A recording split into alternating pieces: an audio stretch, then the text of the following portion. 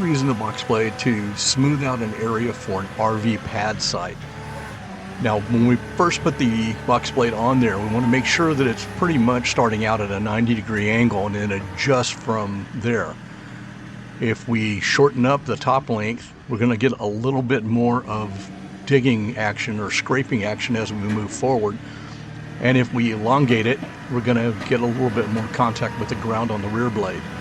For starting out though, we want to scrape and level out the dirt that's there.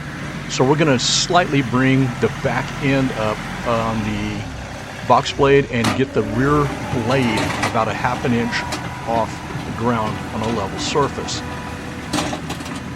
One of the biggest misconceptions with box blades is that they are designed to dig with, and they're actually not.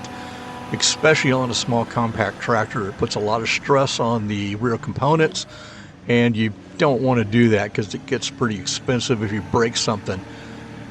So they were never designed for digging.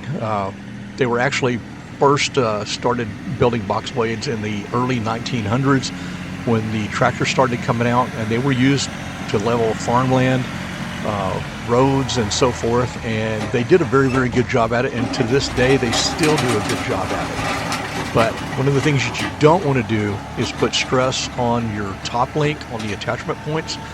I have seen some people that actually shorten that up, and they claim that they can get a better digging action with the scarifiers on it by shortening it up and bringing the back end or the back blade up 4 to 5 inches off the ground. It puts that top link at a very, very awkward angle, and it actually can break parts on the tractor at the attachment point where your top link attaches.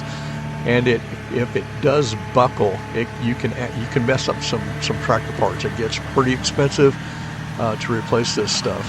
So don't do that. Don't try to keep your top link as straight as you possibly can for that push-pull action, which is what the top link and your tractor attachment points for the top link were designed for. One of the big misconceptions is that once you get it hooked to the tractor, it's done for and ready to go, and that's actually far from it.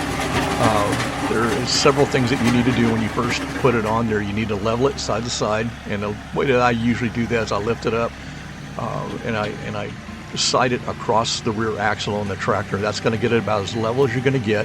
And then the other thing that you want to do, like I said, is you want to adjust it, either taking the top link in or the top link out for what you're trying to accomplish. And you've got to look at the box blade is the same as a large earth mover. It's just a big scraper, and then once that dirt or that material is loosened up, it is designed to move that material.